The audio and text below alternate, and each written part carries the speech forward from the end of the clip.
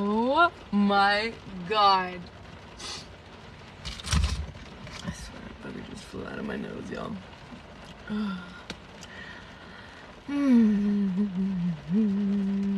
Hello, hello, hello.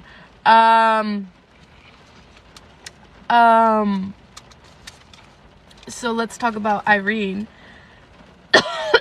Let's talk about Irene and how she is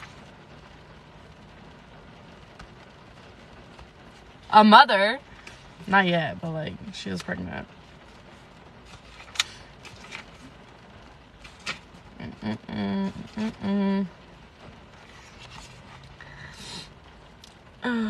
Okay, I'm gonna go ahead and start because hello, my lips are so chapped. Please don't look at my chapped ass lips. I've been putting chapstick on all morning and it has not been helping. Oh god. Alright, chapter 8 is where we're gonna start. Blackness greeted Aylin as she rose to consciousness. Tight, contained blackness. A shift of her elbows had them digging into the sides of the box, chains reverberating through the small space. Her bare feet could graze the end if she wriggled slightly. She lifted her bound hands to the solid wall of iron mere inches above her face, traced the whorls and suns embossed onto its surface. Even on the inside, Maeve had ordered them etched, so Aylin might never forget that this box had been made for her, long before she'd been born. But those were her own bare fingertips brushing over the cool, rough metal. He'd taken off the iron gauntlets, or had forgotten to put them back on after what he'd done, the way he'd held them over the open Oh my god. We're reading 8 through 12 today. The way he'd held them over the open brazier until the metal was red hot around her hands and she was screaming. Aylin pressed her palms flat against the metal lid and pushed. The shattered arm, the splinters of bone jutting from her skin, gone, or had never been, but it had felt real, more so than the other memories that pressed in, demanding she acknowledge them, accept them. Aylin shoved her palms against the iron, muscles straining. It didn't so much as shift. She tried again. That she had the strength to do so was thanks to the other services Maeve's healers provided, keeping her muscles from atrophying while she lay here. A soft whine echoed into the box, a warning. Aylin lowered her hands just as the lock grated and the door groaned open. Kareen's footsteps were faster this time, urgent. "Relieve yourself in the hall and wait by the door," he snapped. He snapped at Fenris. Aylin braced herself as those steps halted. A grunt of hiss of metal and firelight poured in. She blinked against it, but kept still. They'd anchored her irons into the box itself. She'd learned that the hard way. Kareen didn't say anything as he unfastened the chains from their anchor, the most dangerous time for him, right before he moved her to the anchors on the altar. Even with her feet and hands bound, he took no chances. He didn't today either, despite not bothering with the gauntlets. Perhaps they'd melted away over the brazier, along with her skin. Kareen yanked her upright, as half a dozen guards silently appeared in the doorway. Their faces held no horror at what had been done to her. She'd seen these males before, on a bloody bit of beach. "Varric," Kareen said, and one of the guards stepped forward, Fenris now at his side by the door. The wolf was as tall as a pony. Varric's sword rested against Fenris's throat. Kareen gripped her chains, tugging her against his chest as they walked towards the guards. The wolf. You make a move, and he dies. Aylin didn't tell him she wasn't entirely sure she had the strength to try anything, let alone run. Heaviness settled into her. She didn't fight the black sack shoved over her head as they passed through the arched doorway. Didn't fight as they walked down that hall, though she counted the She counted the steps in turns. She didn't care if Kareen was smart enough to add in a few extras to disorient her. She counted them anyway, listened to the rush of the river growing louder with each turn, the rising mist that chilled her exposed skin, slicking the stones beneath her feet, then open air. She couldn't see it, but it grazed damp fingers over her skin. whispering of the gaping openness of the world. Run. Now. The words were a distant murmur. She had no doubt the guard's blade remained at Fenris's throat, that it would spill blood.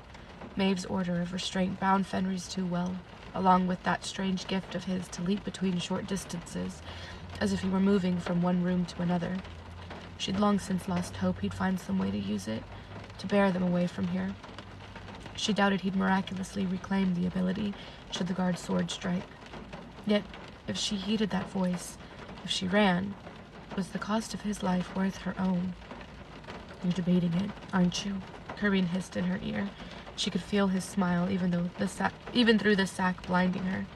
If the wolf's life is a fair cost to get away, a lover's laugh. Try it. See how far you get, with a few minutes of walking left.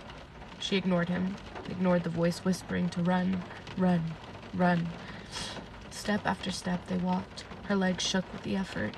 It told her enough about how long she had been here, how long she had not been able to properly move, even with the healer's ministrations to keep her muscles from wasting away. Kareen led her up a winding staircase that had her rasping for breath, the mist fading away to cool night air, sweet smells, flowers. Flowers still existed. In this world, this hell, flowers bloomed somewhere. The water's bellow faded behind them to a blessedly dull rushing, soon replaced by a merry trickling ahead.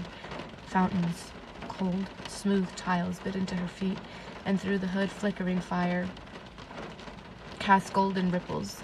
Lanterns. The air tightened, grew still. A courtyard, perhaps. Lightning pulsed down her thighs, her calves, warning her to slow, to rest. Then open air yawned again wide around her, the water once more roaring. Kareen halted, yanking her against his towering body, his various weapons digging into her chains, her skin. The other guards' clothes rustled as they stopped too. Fenris's claws clicked on stone, the sound no doubt meant to signal her that he remained nearby. She realized why he'd feel the need to do so, as a female voice that was both young and old, amused and soulless, purred. Remove the hood, Kareen. It vanished, and Ayla needed only a few blinks to take everything in. She'd been here before.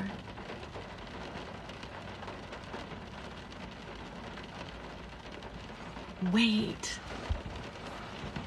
Are they in Dornell? That means they went the wrong way. Had been on this broad veranda overlooking a mighty river and waterfalls, had walked through the ancient stone city she knew loomed at her back, had stood in this very spot, facing the dark-haired queen lounging on a stone throne atop the dais, mist wreathing the air around her, a white owl perched on the back of her seat. Only one wolf lay sprawled at her feet this time, black as night, black as the queen's eyes, which settled on Aelin, narrowing with pleasure. Maeve seemed content to let Aelin look, let her take it in. Maeve's deep purple gown glistened like the mists pooling behind her, its long train draped over the few steps of the dais, pooling toward. Aelin beheld what glittered at the base of those steps and went still.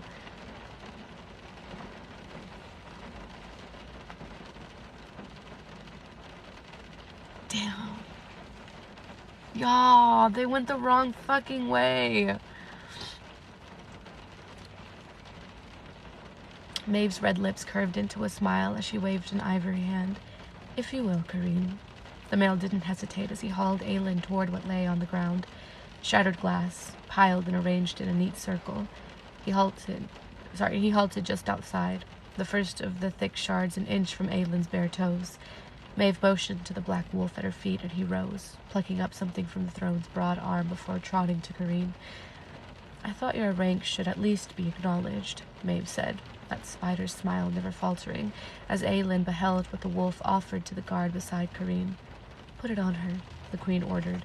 A crown, ancient and glimmering, shone in the guard's hands, crafted of silver and pearl, fashioned into upswept wings that met in its peak's center, encircled with spikes of pure diamond.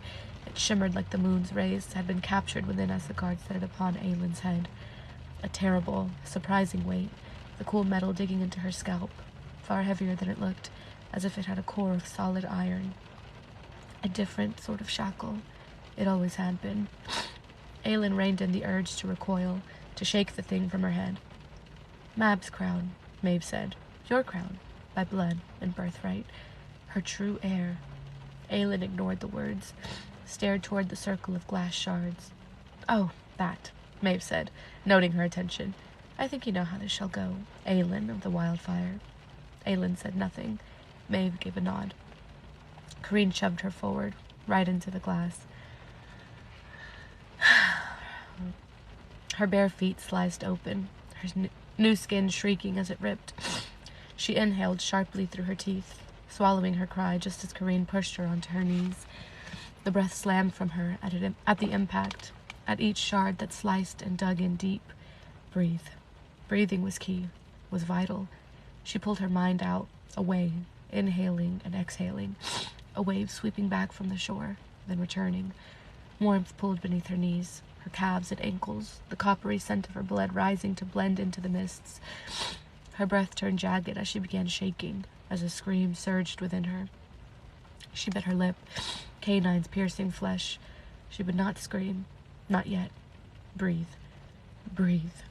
The tang of her blood coated her mouth as she bit down harder. A pity that there's no audience to witness this, said Maeve, her voice far away and yet too near. Aelin Firebringer, wearing her proper fairy queen's crown at last, kneeling at my feet. A tremor shuddered through Aelin, rocking her body enough that the glass found new angles, new entries. She drifted further back, away.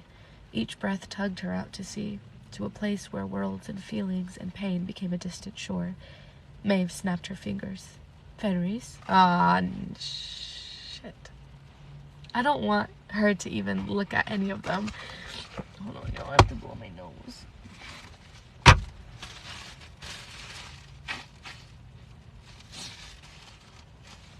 Okay, sorry.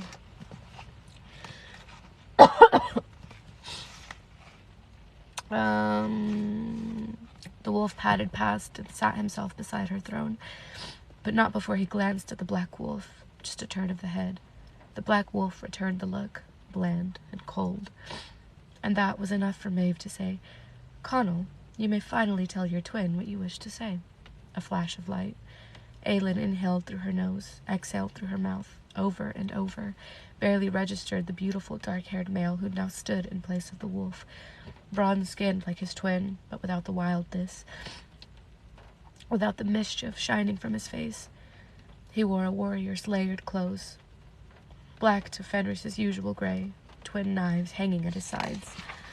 The white wolf stared up at his twin, rooted to the spot by that invisible bond. Speak freely, Connell, Maeve said, her faint smile remaining. The barn owl perched on the back of her throne watched with solemn, unblinking eyes. Let your brother know these words are your own, and not of my command. A booted foot nudged Aelin's spine, a subtle jab forward, harder into the glass. No amount of breathing could draw her far enough away to rein in the muffled whimper. She hated it, hated that sound, as much as she hated the queen before her and the sadist at her back, but it still made its way out, barely audible over the thundering falls. Fenris's dark eyes shot toward her. He blinked 4 times. She could not bring herself to blink back.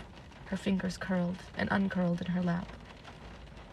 You brought this upon yourself, Connell said to Fenris, drawing his brother's attention once more. His voice was as icy as Maeve's. Your arrogance, your unchecked recklessness. Was this what you wanted? Fenris didn't answer. You couldn't let me have this, have any part of this for myself. You took the blood oath not to serve our queen, but so you couldn't be bested by me for once in your life. So his brother's a... Never mind, I'm gonna say it. A B-word. Fenris bared his teeth, even as something like... even as something like grief dimmed his stare.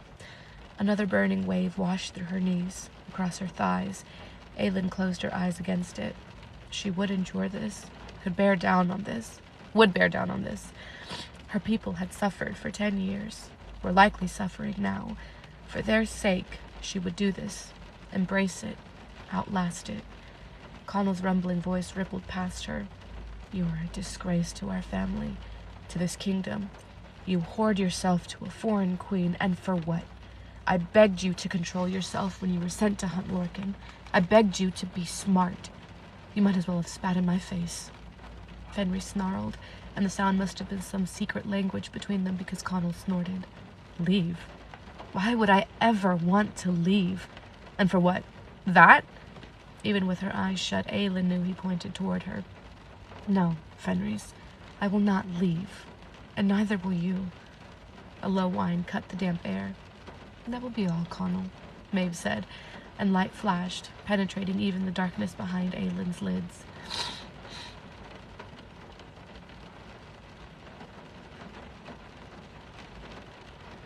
She breathed and breathed and breathed.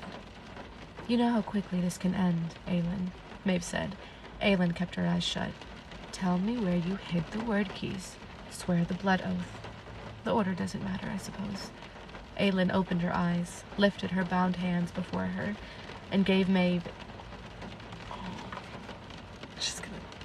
She's gonna get it now. She's gonna get it now. And gave Maeve an obscene gesture, as filthy and foul as she'd ever made. Maeve's smile tightened, just barely. Kareen. Before Aelin could inhale a bracing breath, hands slammed onto her shoulders, pushed down. She couldn't stop her scream then, not as he shoved her into a burning pit of agony that raced up her legs, her spine. Oh gods. Oh gods. From far away, Fenris's snarl sliced through her screaming, followed by Maeve's lilting. Very well, Kareen. The pressure on her shoulders lightened. Aelin bowed over her knees. A full breath. She needed to get a full breath down. She couldn't. Her lungs, her chest, only heaved in shallow, rasping pants.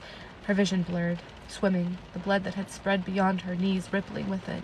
Endure. Outlast. My eyes told me an interesting tidbit of information this morning, Maeve drawled. An account that you were currently in Terrasen, readying the little army you gathered for war.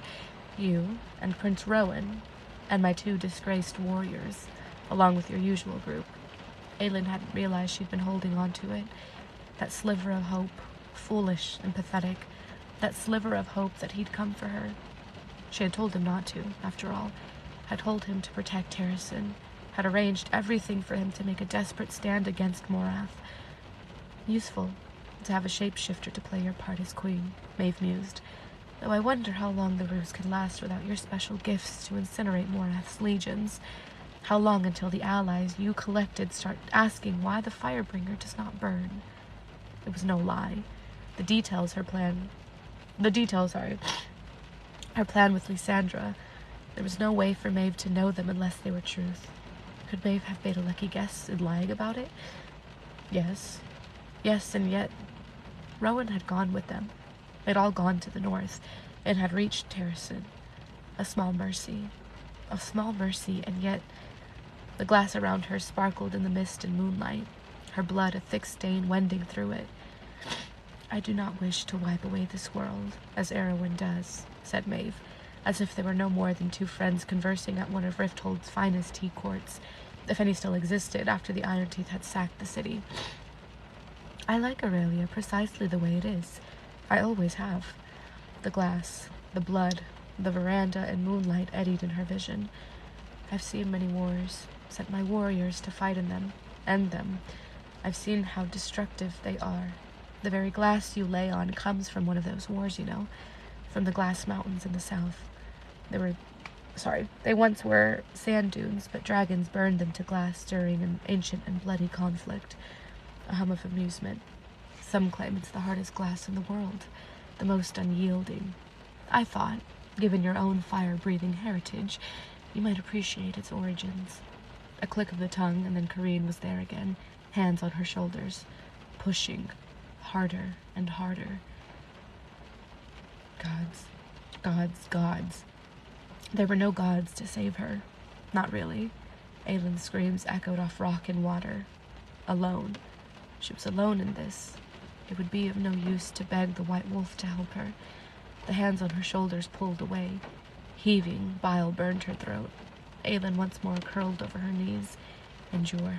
Outlast. Maeve simply continued. The dragons didn't survive that war. and they never rose again. Her lips curved, and Aylin knew Maeve had ensured it. Other fire-wielders, hunted and killed. She didn't know why she felt it then, that shred of sorrow for creatures that had not existed for untold centuries, who would never again be seen on this earth. Why it made her so unspeakably sad, why it mattered at all, when her very blood was shrieking in agony. Maeve turned to Connell, remaining in fey form beside the throne, raging eyes still fixed on his brother. Refreshments. Aylin knelt in that glass as food and drink were gathered, knelt as Maeve dined on cheese and grapes, smiling at her the entire time. Aylin couldn't stop the shaking that overtook her, the brutal numbness. Deep, deep she drifted. It did not matter if Rowan wasn't coming, if the others had obeyed her wishes to fight for Terrasen. She would save it in her own way too, for as long as she could. She owed Terrasen that much, would never fully repay that debt. From far away, the words echoed, and memory shimmered. She let it pull her back, pull her out of her body. She sat beside her father on the few steps descending into the open-air fighting ring of the castle. It was more temple than brawling pit, flanked by weathered, pale columns that for centuries had witnessed the rise of Terrasen's mightiest warriors. This late in the summer afternoon it was empty, the light golden as it streamed in. Ro Galathinius ran a hand down his round shield, the dark metal scarred and dinged from horrors long since vanquished. "Someday," he said, as she traced one of the long scratches over the ancient surface, "this shield will pass to you, as it was given to me, and to your great-uncle before me." Her breath was still jagged from the training they'd done, only the two of them, as he'd promised, the hour once a week that he set aside for her. Her father placed the shield on the stone step below them, its thunk reverberating through her sandaled feet. It weighed nearly as much as she did, yet he carried it as if it were merely an extension of his arm. "And you," her father went on, "like the many great women and men of this house, shall use it to defend our kingdom." Her eyes rose to his face, handsome and unlined, solemn and kingly. "That is your charge, your sole duty." He braced a hand on the rim of the shield, tapping it for emphasis. "To defend Aylin. Aylin. To protect." She had nodded, not understanding, and her father had kissed her brow, as if he had half hoped she'd never need to. Kareen ground her into the glass again. No sound remained in for her screaming. "I'm growing bored of this," Maeve said, her silver tray of food forgotten. She leaned forward on her throne, the owl behind her rustling its wings. "Do you believe, Aylin Galathinius, that I will not make the sacrifices necessary to obtain what I seek?" She'd forgotten how to speak, had not uttered a word here anyway. "Allow me to demonstrate," Maeve said, straightening. Fenris's eyes flared with warning. Oh, goddamn. I don't want her to demonstrate anything. I don't want her to do anything.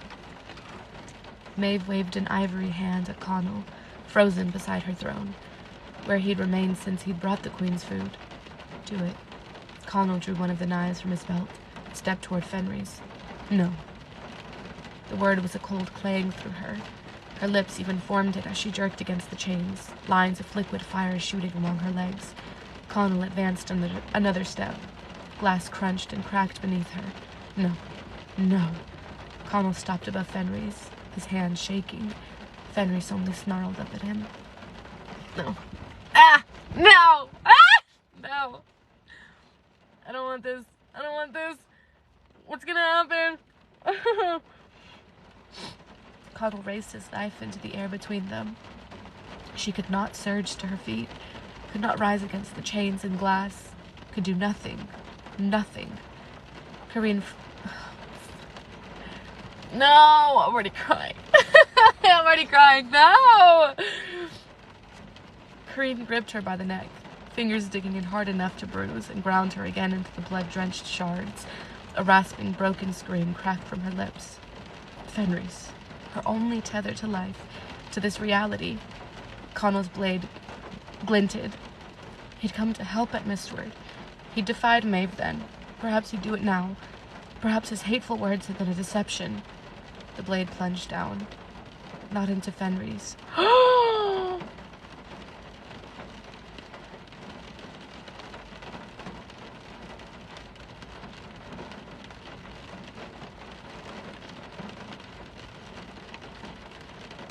Connell's own heart. Oh. Fenris moved, or tried to, Ma gaping at what might have been a scream.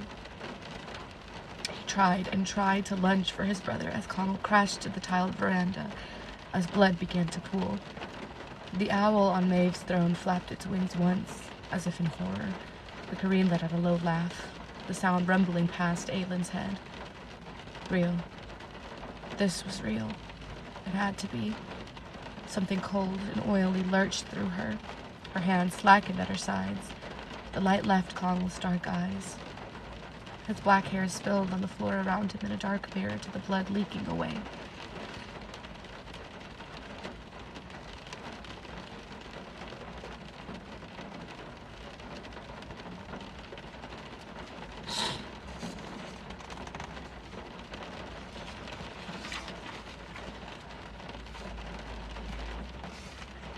Fenris was shaking. Aylin might have been too. You tainted something that belonged to me, Aylin Galathinius, Maeve said, and now it must be purged. Fenris was whining, still attempting to crawl to the brother dead on the ground. Faye could heal. Perhaps Connell's heart could mend. Connell's chest rose in a rattling, shallow breath. It didn't move again. Fenris's howl cleaved the night. Kareed let go, and Aylin slumped onto the glass, hands and wrists stinging. She let herself lie there, half sprawled, let the crown tumble off her head and skitter across the floor, dragon glass spraying where it bounced, then rolled, curving across the veranda, all the way to the stone railing, and into the roaring, hateful river below. There's no one here to help you. Maeve's voice was as empty as the gaps between stars, and there was no one coming for you. Aylin's fingers curled in the ancient glass. Think on it. Think on this night, Aylin. Maeve snapped her fingers. We're done here. Kareen's hands wrapped around the chains, her legs buckled, feet splitting open anew.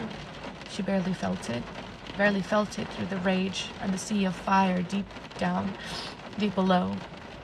But as Kareen hauled her up, his savage hands roving, she struck. 2 blows. A shard of glass plunged into the side of his neck. He staggered back, cursing as blood sprayed. Aylin whirled, glass ripping her soles apart, and hurled the shard in her other hand, right at Maeve. It missed by a hair's breadth, scraping Maeve's pale cheek before clattering off the throne behind her. The owl perched just above it screeched. Rough hands gripped her. Kareen shouting, raging shrieks of "you little bitch," but she didn't hear them, not as a trickle of blood snaked down Maeve's cheek. Black blood, as dark as night, as dark as the eyes that the queen fixed on her, a hand rising to her cheek. Aylin's legs slackened, and she didn't fight the guards, heaving her away.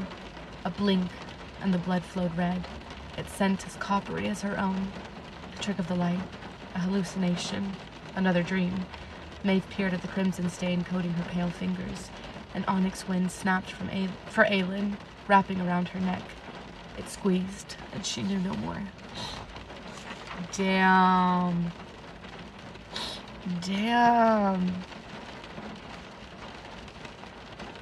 Chapter 9. Kareen tied her to the altar and left her. Fenris didn't enter until long after she'd awoken. The blood was still leaking from where Kareen had also left the glass in her legs, her feet. It was not a wolf who slipped into the stone chamber, but a male. Each of Fenris's steps told her enough before she beheld the deadness in his eyes, the pallor of his usually golden skin. He stared at nothing, even as he stopped before where she lay chained. Beyond words, unsure her throat would even work, Aylin blinked 3 times. Are you all right? 2 blinks answered no. Lingering salt tracks streaked his cheeks. Her chains rustled as she stretched a shaking finger toward him. Silently, he slid his hand into hers. She mouthed the words, even though he likely couldn't make them out with the slit of the mask's mouth. I'm sorry.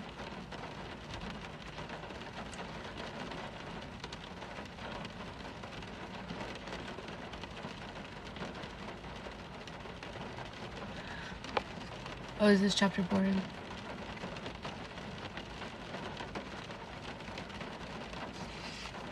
We should have skipped 10 and 11.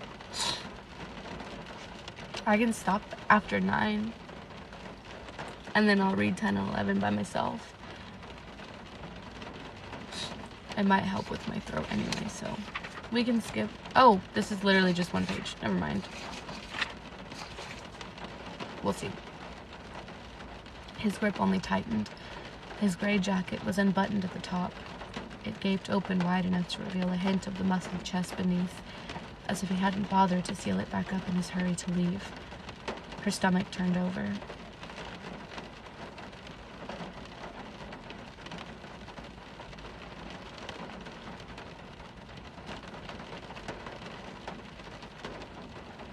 Are you kidding me? Are you actually shitting my dick right now?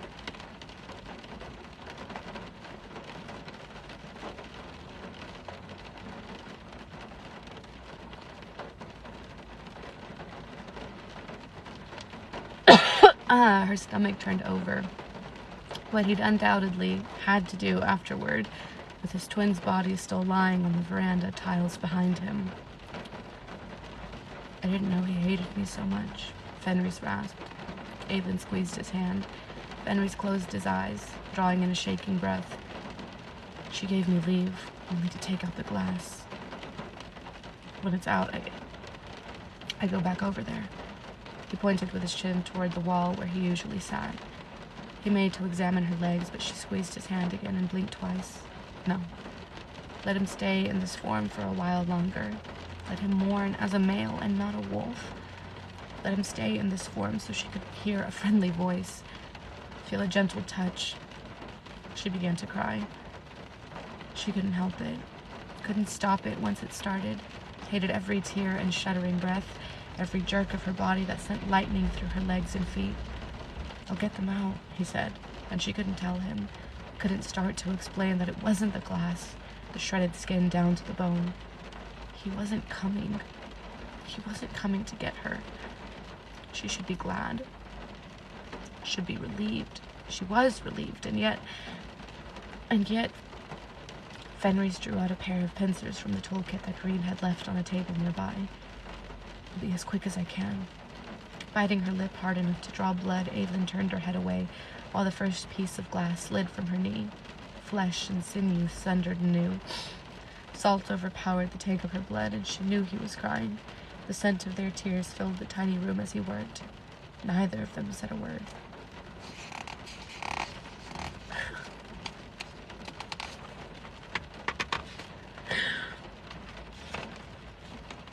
God damn it, I can't turn the page.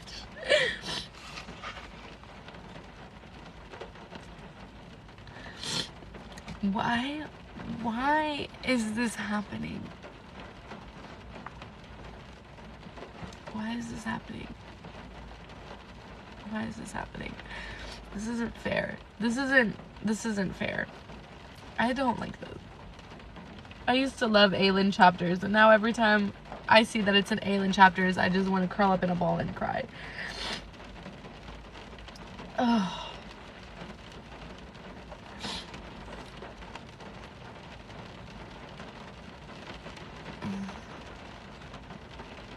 We can read 10 and 11. It's fine. How many pages is it? Let's see.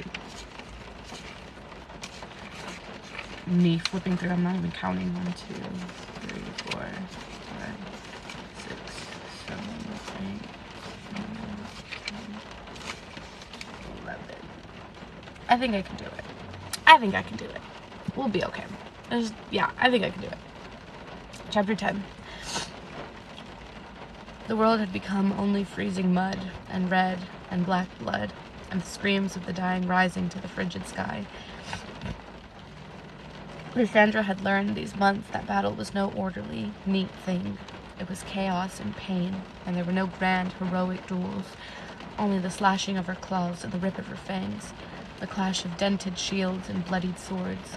Armor that had once been distinguishable quickly turned gore-splattered, and were it not for the dark of her enemy's colors, Lysandra wasn't entirely certain how she would have discerned ally from foe. Their lines held. At least they had that much. shield to shield, and shoulder to shoulder in the snowy field that had since become a mud pit. They'd met the legion Erwin had marched through Eldaris. Adrian had picked the field, the hour, the angle of this battle. The others had pushed for instant attack, but he'd let Morath march far enough inland, right to where he wanted them. Location was as important as numbers, was all he'd said. Not to Lysandra, of course. He barely said a damn word to her these days. Now certainly wasn't the time to think of it, to care. Her allies and soldiers believed Aelin Galathinius remained en route to them, allowing Lysandra to don the ghost leopard's form. Ren Alsbrook had even commissioned plated armor for the leopard's chest, sides, and flanks, so light as not to be a hindrance, but solid enough that the 3 blows she'd been too slow to stop, an arrow to the side, and 2 slashes from enemy swords, had been deflected. Little wounds burned along her body.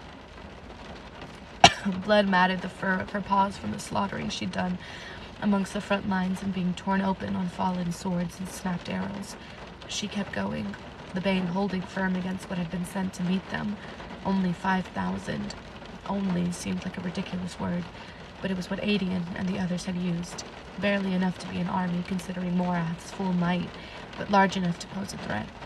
To them, Lysandra thought as she lunged between the 2 Bane warriors and launched herself upon the nearest Valg foot soldier. The man had his sword upraised, poised to strike the Bane soldier before him. With the angle of his... I can't stop thinking about Fenris, I'm sorry. Hold on. His little brother, that he literally... That's the whole reason he joined Maeve, was because of his brother. And now his brother's dead. The last words he said to him were so harsh.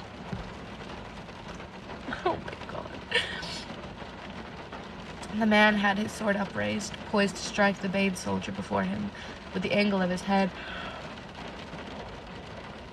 As he brought the blade up, the Val grunted to spy his oncoming death until her jaws were around his exposed neck. Hours into this battle, it was instinct to clamp down, flesh splitting like a piece of ripe fruit. She was moving again before he hit the earth, spitting his throat onto the mud, leaving the advancing Bane to decapitate his corpse. How far away that courtesan's life in Rifthold now seemed. Despite the death around her, she couldn't say she missed it. Down the line, Adrian bellowed orders to the left flank. They'd let rest some of the Bane upon hearing how few Erwin had sent, and had filled the ranks with a mixture of soldiers from the lords of Terrason's own small forces, and those from Prince Galen Ashriver and Queen Ansel of the Wastes, both of whom had additional warriors on the way. No need to reveal they had a small battalion of Fae soldiers, courtesy of Prince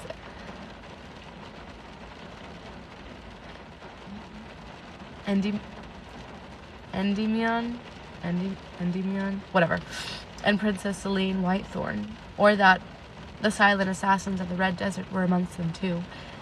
There would be a time when the surprise of their presence would be needed. Adrian had argued during the quick war council they'd conducted upon returning to the camp. Lysandra winded from carrying him, Ren, and Murtal without rest from Alsbrook to the edges of Orinth, had barely listened to the debate. Adrian had won anyway. As he won everything, through sheer will and arrogance, she didn't dare look down the lines to see how he was faring. Shoulder to shoulder in the mud with his men, Ren led the right flank, where Lysandra had been stationed. Galen and Ansel had taken the left, Ravi and Syria fighting amongst them. She didn't dare see whose swords were still swinging. They would count their dead after the battle. There weren't many of the enemy left now, 1,000 if that. The soldiers at her back numbered far more, so Lysandra kept killing, the blood of her enemy like spoiled wine on her tongue. They won, though Adrian was well aware that victory against 5,000 troops was like fleeting, considering Morath's full host had yet to come. The rush of battle hadn't yet worn off any of them, which was how Adrian wound up in his war tent, an hour after the rest of the Valg had fallen, standing around a map-covered table with Ren Alsbrook and Ravi and Sol of Syria. Where Lysandra had gone, he didn't know. She'd survived, which he supposed was enough. They hadn't washed away the gore or mud coating them so thoroughly that it caked beneath their helmets, their armor. Their weapons lay in a discarded pile near the tent flaps. All would need to be cleaned, but later. Losses on your side? Adian asked Ravi and Sol. The two blonde brothers both turned to The two blonde brothers both ruled over Syria, though Sol was technically its lord. They'd never fought in the wars before now, despite being around Adian's age, but they'd held their own well enough today. Their soldiers had too. The lord of Syria had lost their father to Ardalan's butchering blocks a decade ago, their mother surviving the wars and Ardalan's occupation through her cunning, and the fact that her prosperous port city was too valuable to the Empire's trade route to decimate. Sol, it seemed, took after their even-keeled, clever mother. Ravi, coltish and brash, took after their late father. Both, however, hated Ardalan with a deep burning intensity belied by their pale blue eyes. Sol, his narrow face flecked with mud, loosed a breath through his nose, an aristocrat's nose. Adian had thought when they were children. The Lord had always been more of a scholar than a warrior, but it seemed he'd learned a thing or two in the grim years since. Not many, thank the gods. 200 at most. The soft voice was deceptive. Adian had learned that these weeks, perhaps a weapon in its own right, to make people believe him gentle-hearted and weak, to mask the sharp mind and sharper instincts behind it. And your flank? Adian asked Ren. Red ran a hand through his dark hair, mud crumbling away. 150, if that. Adian nodded, far better than he'd anticipated. The lines had held, thanks to the bane he'd interspersed among them. The Valk had tried to maintain order, yet once human blood began spilling, they descended into battle lust and lost control, despite the screaming of their commanders. All Val grunts, no princes among them. He knew it wasn't a blessing. He knew the 5,000 troops Erwin had sent, ambushing Galen Ash River ship by Ilium before setting upon Eldries, were just to wear them down. No Ilkin, no Iron Teeth, no Wordhounds. They had still been hard to kill, had fought longer than most men. Ravi eyed the map. Do we pull back to Orinth now, or head to the border? Darrow ordered us to Orinth, if we survived, Sol countered, frowning at his brother, at the light in Ravi's eyes that so clearly voiced where he wished to go. Darrow, who was too old to fight, had lingered in the secondary camp 20 miles behind theirs, to be the next line of defense if 5,000 troops somehow managed to destroy one of the most skilled fighting units Terrason had ever seen. With word now undoubtedly arriving back that the battle had gone in their favor, Darrow would likely head back to the capital. Adian glanced to Ren. Do you think your grandfather can persuade Darrow and the other lords to press southward? War by committee. It was absurd. Every choice he made, every battle he picked, he had to argue for it, convince them.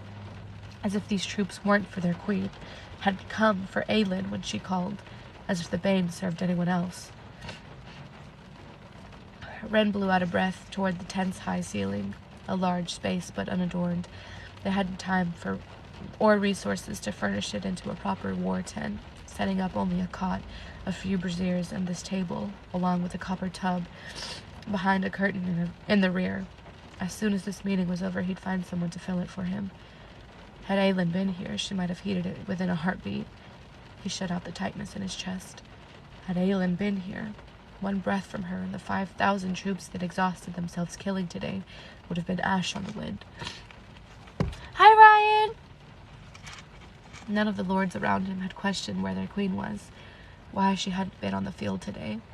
Perhaps they hadn't dared. Ren said, if we move the armies south without permission from Darrow and the other lords, we'll be committing treason. Treason? When we're saving our own damn kingdom, Ravi demanded. Darrow and the others fought in the last war, Sol said to his brother. And lost it, Ravi challenged. Badly. He nodded toward Adian. You were at Theralis. You saw the slaughter. The lords of Syria had no love for Darrow, or the other lords who had led the forces in that final doomed stand, not when their mistakes had led to the deaths of most of their court, their friends. It was of little concern that Terrason had been so outnumbered that there had never been any hope anyway. Ravi continued, I say we head south. mass our forces at the border, rather than let Morath creep so close to Orinth, and let the allies we might still have in the south not have so far to travel when joining with us, Ren added. Galen Ashriver and Ansel of the Wastes will go where we tell them. The Fae and the Assassins, too, Ravi pushed. The rest of Ansel's troops are making their way northward now. We could meet them, perhaps have them hammer for the west while we strike from the north. A sound idea, and one Adian had contemplated, yet to convince Darrow. He'd head to the other camp tomorrow, perhaps catch Darrow before he returned to the capital, once he saw to it that the injured were being cared for. Sorry, excuse me. But it seemed Darrow didn't want to wait for the morning. General Ashriver, a male voice sounded from outside, young and calm. Adian grunted in answer, and it was certainly not Darrow who entered, but a tall, dark-haired, and gray-eyed man. No armor, though his mud-splattered dark clothes revealed a toed body beneath. A letter lay in his hands, which he extended to Adian as he crossed the tent with graceful ease, then bowed. Adian took the letter, his name written on it in Darrow's handwriting. Lord Darrow bids you join him tomorrow, the messenger said, jerking his chin toward the sealed letter. You and the army. What's the point of the letter? Ravi muttered, if you're just going to tell him what it says. The messenger threw the young lord a bemused glance. I asked that too, my lord. Then I'm surprised you're still employed, Adian said. Not employed, the messenger said. Just collaborating. Adian opened the letter, and it indeed conveyed Darrow's order. For you to have gotten here so fast, you've needed to fly, he said to the messenger. This must have been written before the battle even started this morning. The messenger smirked. I was handed 2 letters. One was for victory, the other defeat. Bold. This messenger was bold, and arrogant, for someone as Darrow's beck and call. What's your name? Knox Owen. The messenger bowed at the waist. From Parenth. I've heard of you, Ren said, scanning the man anew. You're a thief. Former thief, Knox amended, winking. Now rebel, and Lord Darrow's most trusted messenger. Indeed, a skilled thief would make for a smart messenger, able to slip in and out of places unseen. But Adian didn't care what the man did or didn't do. I assume you're not riding back tonight? A shake of the head. Adian sighed. Does Darrow realize that these men are exhausted, and though we won this field, it was not an easy victory by any means? Oh, I'm sure he does, Knox said, dark brows rising high with that faint amusement. Tell Darrow, Ravi cut in, that he can come meet us, then, rather than make us move an entire army just to see him. The meeting is an excuse, Sol said quietly. Adian nodded. At Ravi's narrowed brows, his elder brother clarified. He wants to make sure that we don't... Sol trailed off, aware of the thief who listened to every word. But Knox smiled, as if he grasped the meaning anyway. Darrow wanted to ensure that they didn't take the army from here and march southward, had cut them off before they could do so, with this order to move tomorrow. Ravi growled, at last getting the gist of his brother's words. Adian and Ren swapped glances. The Lord of Alsbrook frowned, but nodded. Rest wherever you can find a fire to welcome you, Knox Owen, Adian said to the messenger. We travel at dawn.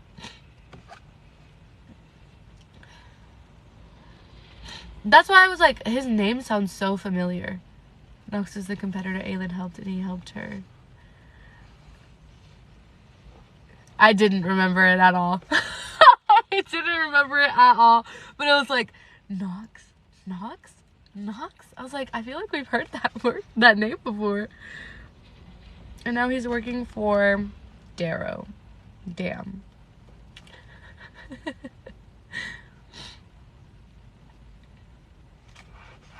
Adian set out to find Killian to convey the order.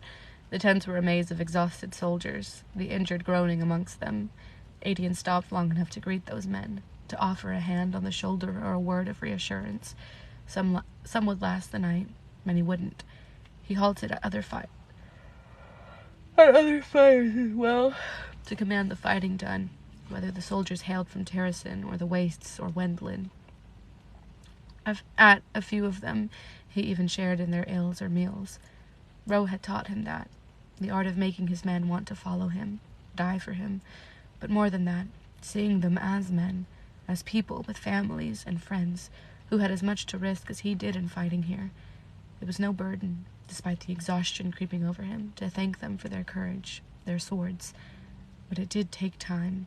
The sun had fully set, the muddy camp cast in deep shadows amid the fires by the time he neared Killian's tent. Elgin, one of the Bane's captains, clamped him on the shoulder as he passed. The man's grizzled face set in a grim smile. "Not a bad first day." "Well," Elgin grumbled.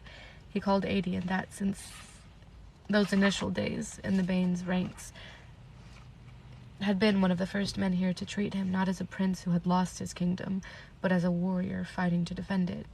Much of the battlefield training he owed to Elgin, along with his life, considering the countless times the man's wisdom and quick sword had saved him. Adian grinned at this aging captain. He fought well, for a grandfather. The man's daughter had given birth to a son just this past winter. Elgin growled, "I'd like to see you wield a sword so well when you're my age, boy." Then he was gone, aiming for a campfire that held several other older commanders and captains. They noticed Adian's attention and lifted their mugs in salute. Maybe you remember every detail of Assassin's Blade. Well, I didn't remember Falcon, so I just remember all of the Sam stuff, but I did not remember Falcon. But yeah, Throne of Glass feels like a lifetime ago. Feels like forever ago that I read that.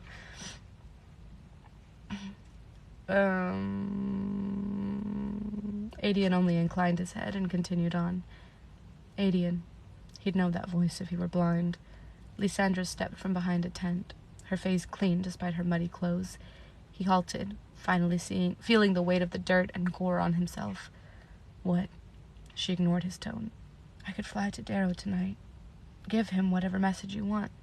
He wants us to move the army back to him and then to Orinth," Adian said, making to continue to Killian's tent. "Immediately." She stepped in his path. "I can go. Tell him this army needs time to rest. Is this some attempt to re-enter my good graces?" He was too tired, too weary to bother beating around the truth. Her emerald eyes went as cold as the winter night around them. "I don't give a damn about your good graces. I care about this army being worn down with unnecessary movements." How do you even know what was said in the tent? He knew the answer as soon as he'd voiced the question. She'd been in some small, unnoticed form. Precisely why so many kingdoms and courts had hunted down and killed any shifters, unparalleled spies and assassins. She crossed her arms. "If you don't want me sitting in on your war councils, then say so." He took at her face, her stiff posture. Exhaustion lay heavy on her, her golden skin pale and eyes haunted. He didn't know where she was staying in this camp, if she even had a tent. Guilt gnawed on him for a heartbeat. When exactly will our queen make her grand return? Her mouth tightened. "Tonight, if you think it wise, to miss the battle and only appear to bask in the glory of victory. I doubt the troops would find that heartening. Then tell me where and when, and I'll do it. Just as you blindly obeyed He's such a bitch. Just as you blindly obeyed our queen, you'll now obey me." "I obey no man," she snarled. "But I'm not fool enough to believe I know more about armies and soldiers than you do. My pride is not so easily bruised." Adian took a step forward. "And mine is." Yeah, babes, it is. "What I did for her, and for this kingdom. Look at these men, your men. Look at the allies we've gathered, and tell me that if they knew the truth, they would be so eager to fight. The Bane fought when we believed her dead. It would be no different. It might be for our allies, for the people of Terrasen." She didn't back down for a moment. "Go ahead and punish me for the rest of your life, for 1,000 years, if you wind up settling. With Gavriel for his father, he might very well." He tried not to dwell on the possibility. He'd barely interacted with the Fae royals or their soldiers beyond what was necessary, and they mostly kept to themselves. Yet they did not sneer at him for his demi-fae status, didn't really seem to care what blood flowed in his veins so long as he kept them alive. "We have enough enemies as it is," Lysandra went on, "but if you truly wish to make one of them as well, that's fine. I don't regret what I did, nor will I ever." "Fine," was all he could think to say.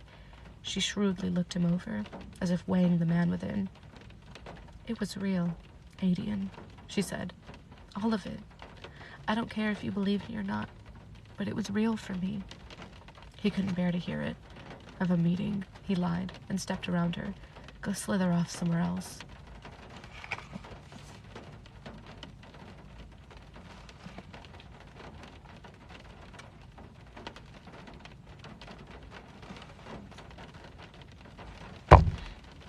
I'ma kill him. Hurt flashed in her eyes, quickly hidden. He was the worst sort of bastard for it. But he continued into Killian's tent. She didn't come after him. She was a stupid fool. A stupid fool to have said anything, and to now feel something in her chest crumpling. She had enough dignity left to not beg. To not watch Adian go into Killian's tent and wonder if it was for a meeting or because he was seeking to remind himself of life after so much killing today. To not give 1 inch of space to the burning in her eyes. Lysandra made her way toward the comfortable tent Sol of Syria had given her near his. A kind, sharply clever man who had no interest in women. The younger brother Ravi had eyed her, as all men did, but he'd kept a respectful distance, and had talked to her, not to her chest, so she liked him too. Didn't mind having a tent in their midst. An honor, actually. She had gone from having to crawl into the beds of lords, doing whatever they'd asked of her with a smile, to fighting beside them, and she was now a lady herself. One whom both the lords of Syria and the Lord of Alsbrook recognized, despite Darrow spitting on it. It might have filled her with gladness, had battle not worn her out so completely that the walk back to the tent seemed endless. Had the general prince not filleted her spirit so thoroughly. Every step was an effort, the mud sucking at her boots. She turned down an alley of tents, the banners shifting from the white stag on emerald green of the Bane to the twin silverfish on vibrant turquoise of those belonging to the House of Syria. Only 50 more feet to her tent, then she would lie down. The soldiers knew who she was, what she was. None, if they glanced twice in her direction, called out to her the way men had done in Rifthold. Lysandra trudged into her tent, sighing in exhausted relief as she shouldered her way through the flaps, aiming for her cot. Sleep, cold and empty, found her before she could remember to remove her boots.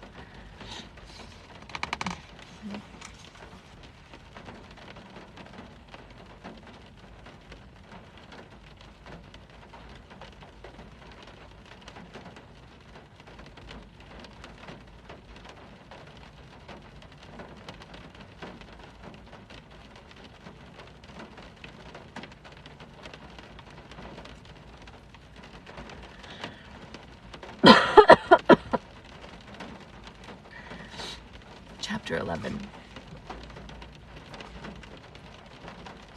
You're sure of this? His heart pounding, Kale braced a hand on the desk in the quarters he shared with Irene and pointed to the map that Nesrin and Sartak had spread before them. The soldiers we questioned had been given orders on where to rendezvous, Sartak said, from the other side of the desk, still clad in his reckoned flying clothes. They were far enough behind the others that they would have needed directions. Kale rubbed a hand over his jaw. And you gotta count on the army. 10,000 strong, Nesrin said, still leaning against the nearby wall. No sign of the Iron Teeth legions, only foot soldiers, and about 1,000 cavalry. As far as you could see from the air, Princess Asar countered, twirling the end of her long, dark braid. Who's to say what might be lurking amid the ranks? How many vowed demons? The princess didn't need to add.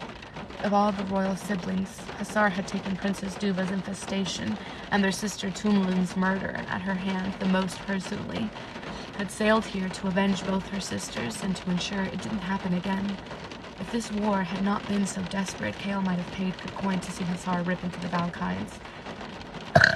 The soldiers didn't divulge that information, Sartak admitted, only their intended location. At his side, Irene wrapped her fingers around Kale's and squeezed. He hadn't realized how cold, how trembling his hand had become until her warmth seeped into him. Because the intended target of that enemy army now marching to the northwest, Anil. Your father has not kneeled to Morath, Hasar mused, flicking her heavy braid over the shoulder of her embroidered sky-blue jacket. It must make Erwin nervous enough that he saw the need to send such an army to crush it. Kale swallowed the dryness in his mouth. But Erwin has already sacked Rifthold, he said, pointing to the capital of the coast, on the coast, then dragging a finger inland along the Avery. He controls most of the river. Why not send the witches to sack it instead? Why not sail right up the Avery? Why take an army so far to the coast, then all the way back? To clear the way for the rest, Irene said, her mouth a tight line. To instill as much terror as possible. KO blew out a breath. And Terrasen, Erwin wants Terrasen to know what's coming, that he can take his time and expend forces on destroying swaths of land. Does Anil have an army? Sartak asked, the prince's dark eyes steady. Kale straightened, hand balling into a fist, as if it could keep the dread pulling in his stomach at bay. Hurry. They had to hurry. Not when able to take on 10,000 soldiers. The keep might survive a siege, but not indefinitely, and it wouldn't be able to fit the city's population. Only his father's chosen few. Silence fell, and Kale knew they were waiting for him to speak, to voice the question himself. He hated every word that came out of his mouth. Is it worth it to launch our troops here and march to save Anil? Because they couldn't risk the Avery, not when Rifthold sat at its entrance. They'd have to find a place to land and march inland, across the plains, over the Acanthus, into Oakwald, and to the very foothills of the White Fangs. Days of travel on horseback. The gods knew how long an army would take. There might not be an Anil left by the time we get there, Hussar said with more gentleness than the sharp-faced princess usually bothered with. Enough so that Kale reined in the urge to tell them that was precisely why they had to move now. If the southern half of Ardalan is beyond help, then we might land near Mia. She pointed to the city in the north of the kingdom, march near the border, and set ourselves up to intercept them. Or we could go directly to Terrasen and sail up the Floride to Orid's doorstep, Sartak mused. We don't know what we'll find in either, Nesrin countered quietly, her cool voice filling the room. A different woman in some ways than the one who'd gone with Kale to the southern continent. Mia could be overrun, and Terrasen might be facing its own siege. The days it would take for our scouts to fly northward would waste vital time, if they return at all. Kale drew in a deep breath, willing his heart to calm. He hadn't the faintest idea where Dorian might be. If he'd gone with Aelin to Terrasen, the soldiers Nesrin and Sartak had interrogated had not known. What would his friends have chosen? He could almost hear Dorian yelling at him for even hesitating. Hear him ordering Kale to stop wondering where he'd gone and hurry to Anil. Anil lies near the Farian Gap, Hussar said, which is also controlled by Morath, and is another outpost for the Iron Teeth and their wyverns. By bringing our forces so far inland, we risk not only the army marching for Anil, but finding a host of witches at our backs. She met Kale's gaze, her face as unflinching as her words. Would saving the city gain us anything? It's his home, Irene said quietly, but not weakly, her chin refusing to dip even an inch in the royal's presence. I think that would be all the proof we need to defend it. Kale tightened his hand around hers in silent thanks. Dorian would have said the same. Sartak studied the map once more. The Avery splits near Anil, he murmured, running a finger along it. It veers southward to the Silver Lake in Anil, and then the other branch runs northward, past the Farian Gap, skirting along the ruins and up to nearly the border of Terrasen itself. I can read a map, brother, Hussar growled. Sartak ignored her, his eyes meeting Kale's once more. A spark lit their steady depths. We avoided the Avery until... Sorry. Phone's dying. We avoid the Avery until Anil, march inland, and when the city is secure, we begin a campaign northward along the Avery. Nesrin pushed off the wall to prowl to the prince's side. Into the Farian Gap? We'd be facing the witches then. Sartak gave her a half grin. It's a good thing we have rocks. Hussar leaned over the map. If we secure the Farian Gap, then we could possibly march all the way up to Terrasen, taking the inland route. She shook her head. But what if the Armada? They wait to intercept Kashin's fleet, Sartak said. We take the soldiers, the Dargan cavalry, the Rucks, and they wait for the rest of the army to arrive and tell them to meet us here. Hope stirred in Kale's chest. But that still leaves us at least a week behind the army marching for Anil, Nesrin said. Truth, they'd never catch up to them in time. Any delay could cost untold lives. They need to be warned, Kale said. Anil must be warned and given time to prepare. Sartek nodded. I can be there in a few days' flight.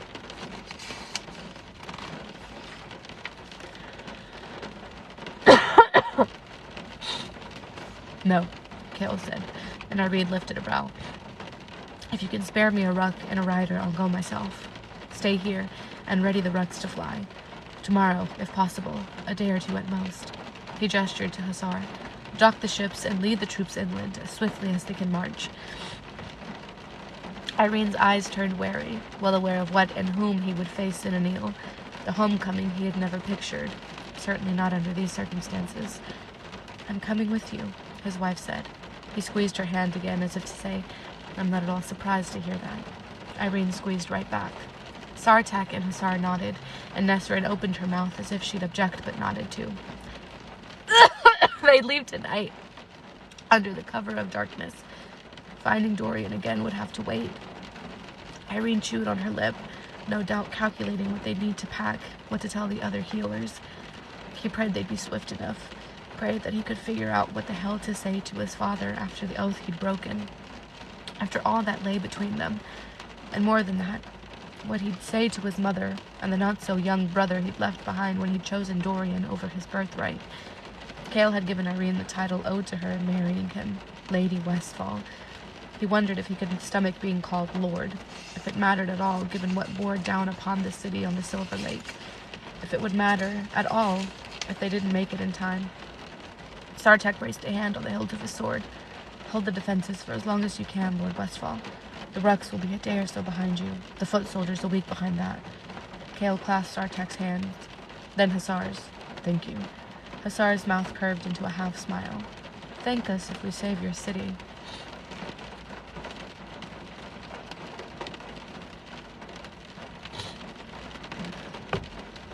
Chapter 12.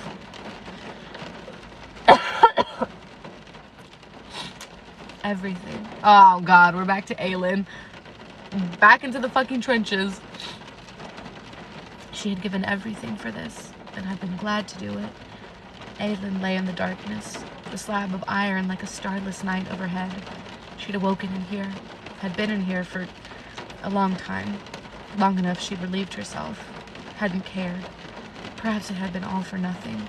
The queen who was promised to die, to surrender herself to fulfill an ancient princess's debt, to save this world. She wouldn't be able to do it.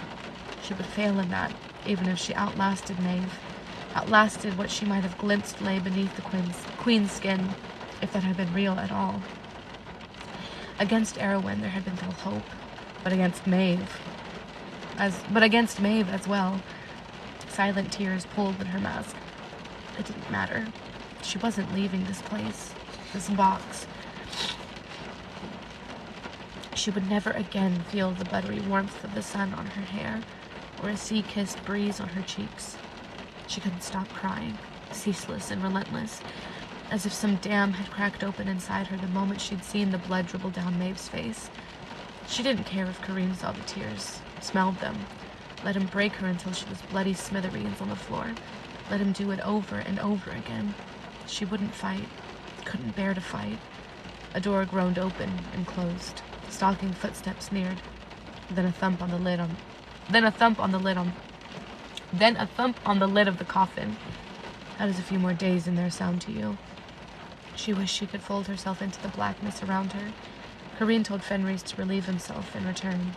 Silence filled the room, then a thin scraping along the top of the box, as if Kareen were running a dagger over it. I've been thinking how to repay you when I let you out. Aelin blocked out his words, did nothing but gaze into the dark. She was so tired, so tired. For Terrasen, she had gladly done this, all of it, for Terrasen. She deserved to pay this price. She had tried to make it right, had tried and failed. and she was so tired. Fireheart.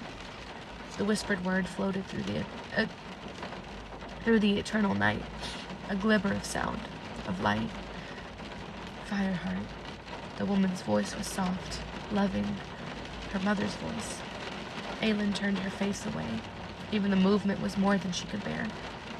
Fireheart, why do you cry? Aelin could not answer. Fireheart. The words were a gentle brush down her cheek. Fireheart, why do you cry? And from far away, deep within her, Aelin whispered toward that ray of memory. Because I'm lost, and I do not know the way.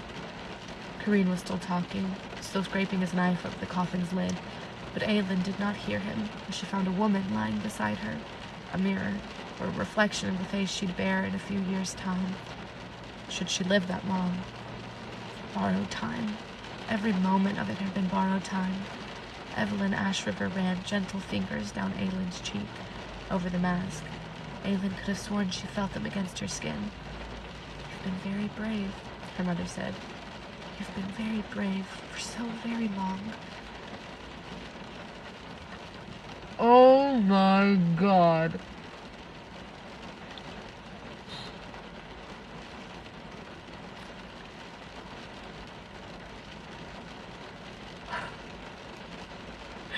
I didn't know it was gonna be like this.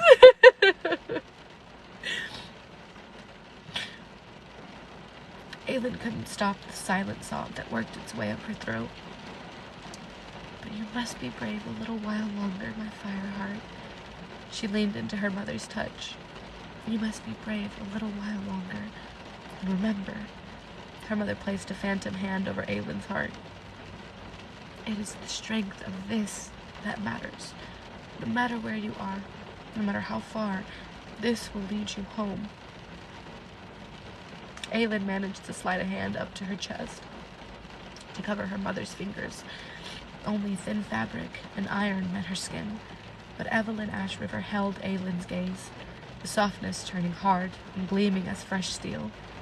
It is the strength of this that matters, Aelin. Aelin's fingers dug into her chest as she mouthed, the strength of this. Evelyn nodded. Corinne's hissed threats danced through the coffin, the knife scraping and scraping.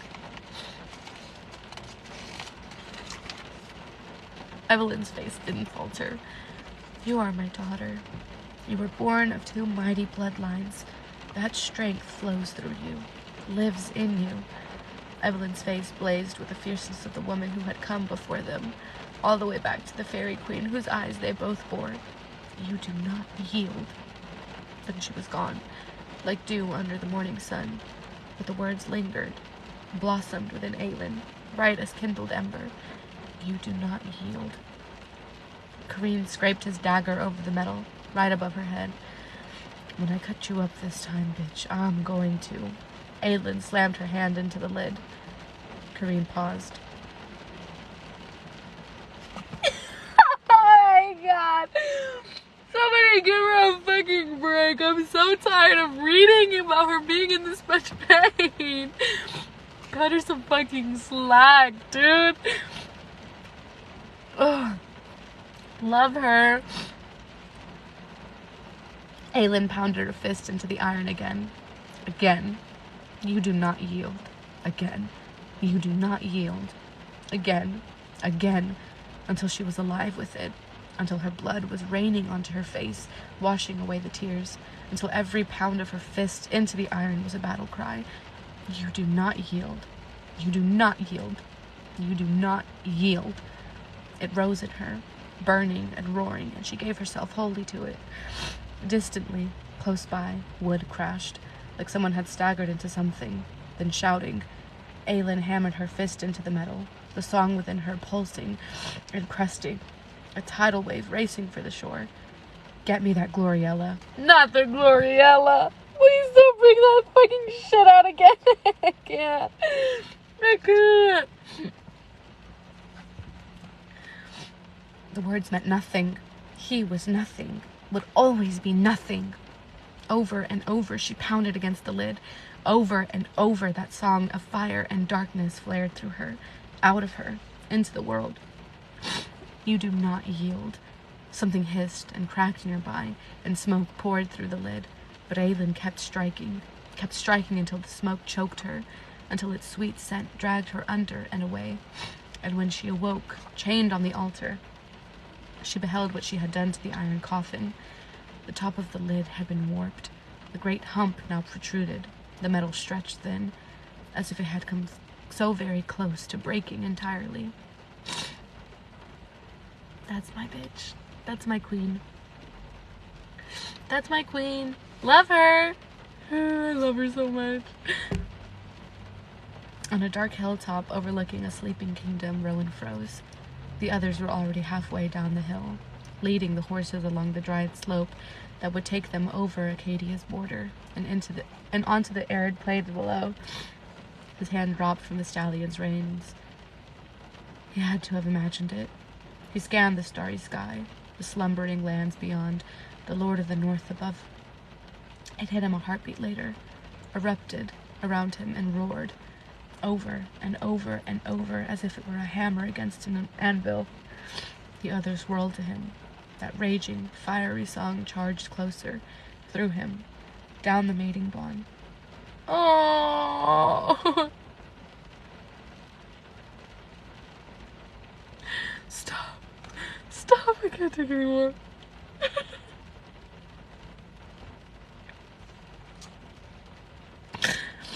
Down into his very soul, a bellow of fury and defiance. From down the hill, Lorcan rasped, "Rowan, it was impossible, utterly impossible, and yet..." "North," Gabriel said, turning his bay, gelding. The surge came from the north. From Doranel, a beacon in the night, power rippling into the world as it had done in the Skull's Bay. It filled him with sound, with fire and light, as if it screamed again and again, "I am alive, I am alive, I am alive."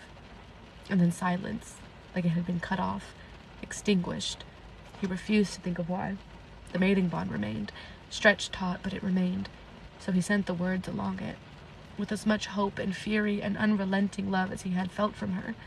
"I will find you." There was no answer. Nothing but humming darkness and the Lord of the North glistening above, pointing the way north, to her. He found his companions waiting for his orders. He opened his mouth to voice them, but halted, considered.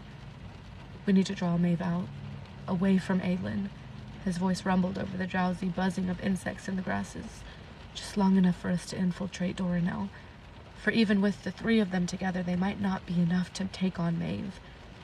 "If she hears we're coming," Lorcan countered, "Maeve will spirit Aelin away again. Not come to meet us. She's not that foolish." But Rowan looked to a lead, the Lady of Parent's eyes wide.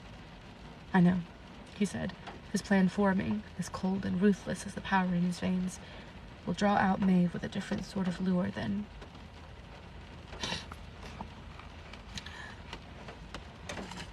Well, shit. When they finally reunite, their reunion is going to be so painful, but like at the same time amazing, because Aelin doesn't think that he's coming, and he's absolutely coming. And so now when she sees him, she's gonna be like, "Oh my god, you know what I just thought of?" Never mind, I'm not gonna say it. If I never have to read the words Gloriella for the rest of my life, it'll be too soon. I'll be too happy. 20 through 23 next time, so you've got 8 alone chapters. Goddamn. Alright, well, I'll get to reading. It's my birthday tomorrow, and I'm canceling all my plans because I feel like absolute shit. I didn't really have any plans anyway. I was just gonna go eat lunch with my friend, but I'm gonna cancel because I feel so bad. I feel like shit. And it's okay because I'm going to the Renaissance Festival next Friday anyway, so Oh, that's what I meant to update you guys on. Okay, so I got a little bit ahead of myself, and I said that I was gonna go live every day of Thanksgiving break. I don't think I will be able to, because we are deep cleaning our house Wednesday for company, and then obviously Thursday, Thanksgiving. Thank you. Do you have a light in the flame yet? No, I don't, because I haven't finished The War of Two Queens, and I didn't know if I had to finish that book before I started A Light in the Flame. I haven't touched The War of Two Queens since that last live that I did. Like, I have not touched it, which makes it really sad, because I really want to read A Light in the Flame, because I love Niktos. Thank you. Nico. Do I have to read The War of Two Queens to read A Light in the Flame? Oh, no, you don't? I thought I did. Oh, so stupid. I thought I did. I thought I had to read it. I wanted to go to Barnes & Noble tomorrow and just treat myself to whatever books I saw. Well, y'all know how much I love Niktos. I would absolutely... I was just gonna treat myself to books on books, but I'm sick, so I'll just order them online. Ale sent me a book recommendation. She, you don't have to, Sarah. It's okay, you don't have to. You already sent me Kingdom of the Feared. Oh, and Nico, I saw your TikTok. I saw your post on Instagram about The Mummy and how it, like, if you like The Mummy, you'll like A Light in the Flame. And I was like, I really want to read it. But I'm over here thinking that I had to read War of Two Queens. Hard copy or paperback? Paperback. I think they're cheaper. Yeah, I think you need paperback. Paperback's cheaper. Paperback. Don't send me a hard copy. Don't send me a hardcover. Don't send me a hardcover. They're more expensive. Thank you, Sarah. But yeah, I'm just gonna stay in tomorrow, and I'm gonna make, my mom made me my favorite soup for my birthday, so I'm just gonna stay in and eat soup. And it's literally cold and rainy, so I'm probably just gonna watch Twilight all day. It sounds like the perfect day. I'm gonna go home and watch Twilight right now. Paperback is fine. I prefer paperback anyway. I like paperback books more than hardcover books anyway. So it's okay. Thank you. I'm still gonna order books for me from Barnes & Noble. I ordered You Reach Sam. I think that's the name of the book. You Reach Sam. It's about... And Ale literally sent it to me. I had seen it before, and I purposely avoided it because, obviously, like, Sam. But Ale sent it to me. Like, she sent me a picture of it. She was like, you have to read this. And I was like, I guess. So I ordered it, and it's getting here tomorrow. The child's version of From Blood and Ash. What? You've reached Sam? What?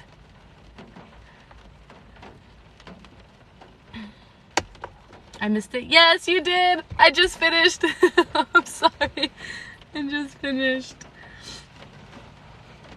Oh, yes. Yes, I do mean that. I love Twilight. But you know what? I haven't read any of the books. Like, I haven't read a Twilight book. And I feel really bad about it because I always see them at, like, bookstores and, like, Target. And I'm like, I should read it because I love the movies. I just have never gotten around to it. I'm like, I feel like it's too late to read the books. I feel like it's too late at this point. Like, I shouldn't. It's too late. I haven't read the books. Maybe I should read the books. Maybe that'll be my next series after Crescent City that I read live. Why the hell haven't you? I don't know. I haven't. Because whenever I was younger, I didn't know that... Like, when I first started watching Twilight, I didn't know that there was a book series. And then when I did find out that it was a book series, it was, like, too far into the series for me to read it, and then I just never got around to it, so I just didn't. No, Sarah, no, you're already sending me A Light in the Flame.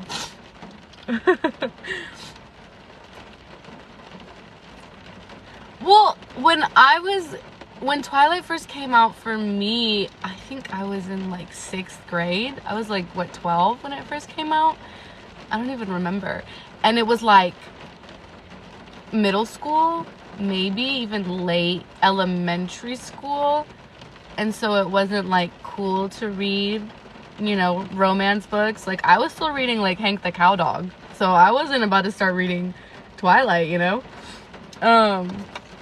So yeah, but then again, at the same time, I was reading Percy Jackson, but that wasn't really romance. That was more like, yeah, I don't know why I didn't ever read them. I just never got around to it. And now I'm turning 24 tomorrow, and I feel like it's just too late to start it. I'm sorry, y'all. I'm sorry. I need to look up when did the first Twilight movie come out? Like 2006? How old was I? The first movie was out in 2008. Okay, so yeah, y'all, I was literally 10 years old when the first movie came out. So I don't even think I watched the first movie when it came out. It came out in 2008. I was 10 years old. 98, 99, 2001, 2, 3, 4, 5, 6, 7, 8. Yeah, I was 10 years old. So I was not gonna read the whole series. Like I said, I was reading, if I was 8, then I wasn't even in 5th grade. I was like in 3rd grade. So I was still reading like the Magic Tree House books and Hank the Cowdog and Junie B. Jones. So I definitely wasn't reading the books. Sarah! Sarah! Thank you. Thank you. Well, I guess now I have no choice. I have to read Twilight now. Thank y'all. Alright, well, my phone's about to die, so I'm gonna go ahead and go. But I will see y'all. I will try to go live. I want to say the earliest I can go live next is next Saturday because of Thanksgiving, and then Friday I will be celebrating my birthday a week late, going to the Renaissance Festival because it's literally raining my entire birthday weekend, so I can't do anything. So I'll be out all Friday at the Renaissance Festival. Hopefully Saturday I can go live for you guys again. I'm sorry that my lives have been so spread out lately. Life has just been kicking my fucking ass. So I will see y'all hopefully on Saturday, hopefully sooner if I can, and I'll let y'all know, but I'll go ahead and schedule a live for Saturday. I love y'all. Bye.